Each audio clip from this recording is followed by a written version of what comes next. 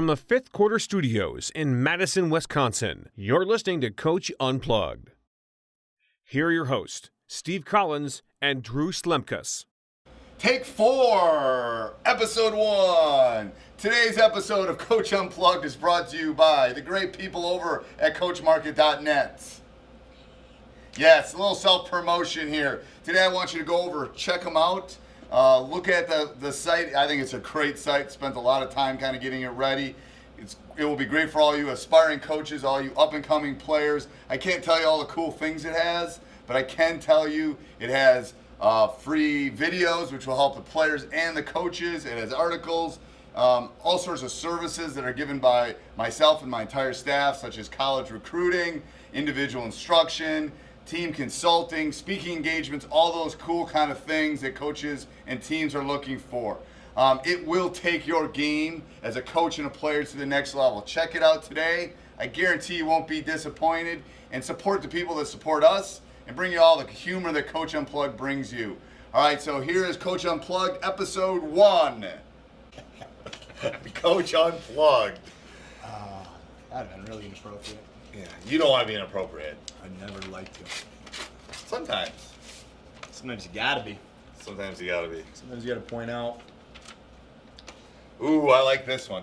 Is home court advantage a real thing in high school basketball? And then is it a real thing in other sports? Yes and yes. Done. I would agree that at the high school level, home court advantage does play into it. You don't think it plays an influence at the like Kohl Center for the Badgers?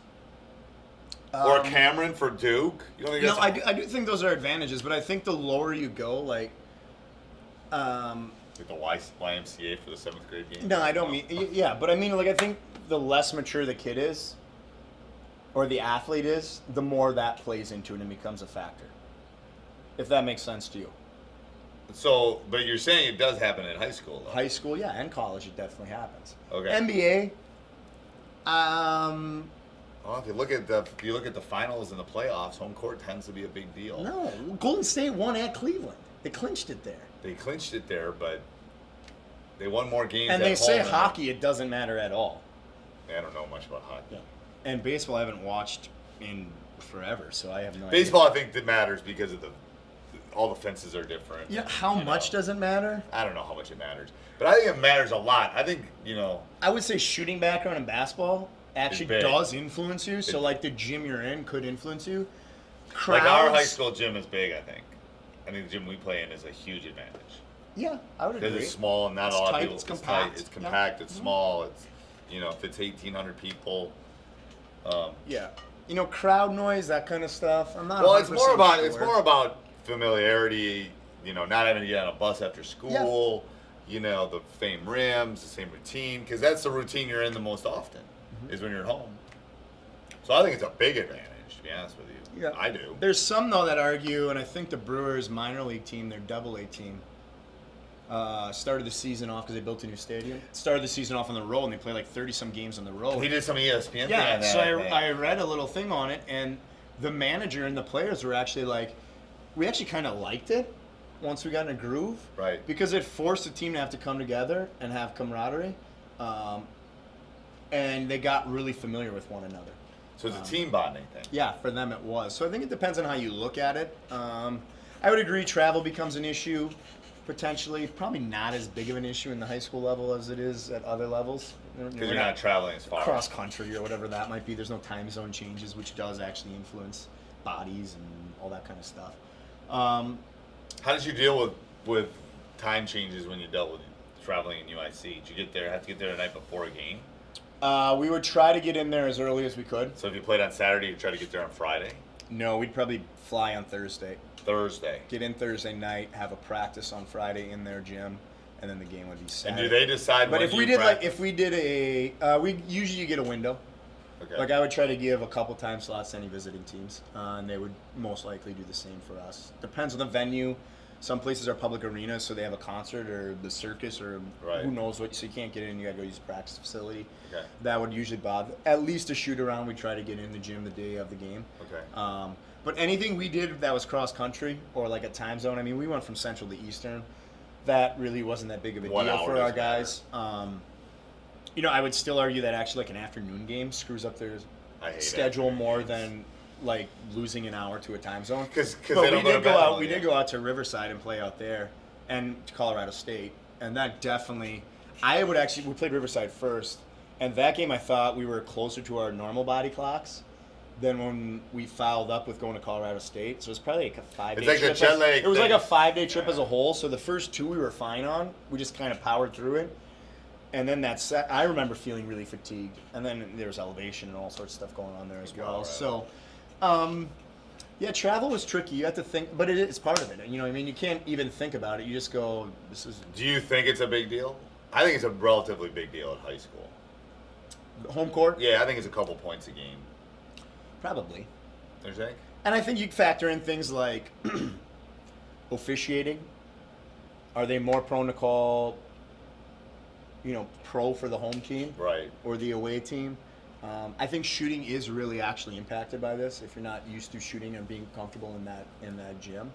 But you look at our last game, Kenosha came from 2 hours away, and we came from 5 minutes away. Right, and we played there. How many times? Forever, and they still. And they shot better. Exactly. Yeah. So I think it does influence, but I still think how you approach the game, how you prepare for the game, and how your guys play are much more important. And I think there's ways you can the venue and the facility. Yeah, I think there's ways you can neutralize a home court too. Yeah. I mean, and I also say routine on the road is important too. Yeah, I agree with you 100%. And I do think the age of if we went you went on the road with a bunch of seniors versus a young team of sophomores, juniors, and maybe a freshman or two sprinkled in. I think they handle it a lot different than that. So how your leadership is, I also do think influences it. Sometimes it's good to be young though, because they don't know enough. They have no idea. They don't know enough to be nervous. They're naive to the. But sometimes that's good. Yep. But I would say it plays a role. I don't think it's the biggest determining factor in winning and losing. Yeah, I don't think it is what I mean? either. I think it's somewhere in between as far as the effect it has on the actual outcome of the game. But I would say there's opponents we play who definitely play better on at their home court than they do when they're on the road in your place. Yes. So I guess from that perspective too, it would be a little bit. Yes, the people that haven't beaten us at our place have beaten us at theirs over the last 10 years. Yeah, consistently play much better at home than they do. I would agree. In our place. So we would both agree that there's some sort of. Yep. Awesome. Great. Hey everybody, I'm just adding this to the end of the video just for a couple reasons, and you can see I didn't tape it at the same time because of the facial hair. But comments, if you like it, let us know. If you don't like it, let us know down here. This is just something Coach Unplgugged and I are starting. Hopefully you like it. We've got a lot of different topics. We've got a bunch in the can that we need to get out to you. But ideas, subscribe. Anything that you think that would that we could use moving forward, anything you want us to talk about, any specifics, we're hopefully going to get to the point where we can do some X's and O's and those kind of things. But usually this will not be at the end of the podcast or the video podcast. But I just wanted to shout out to all of you that if you have anything you want to hear, anything you want to see, any ideas, any observations. Just let me know and we'll try to get them definitely put in for the next one. So again, please subscribe, please leave comments, and most important, give us ideas. If you have any ideas of future topics that you want us to talk about, if you want us to do a 1-3-1, if you want us to do anything like that, just let us know, put them down here in the bottom, and we'll try to get them on a future podcast. So thanks again, and hope to see you real soon. Thanks.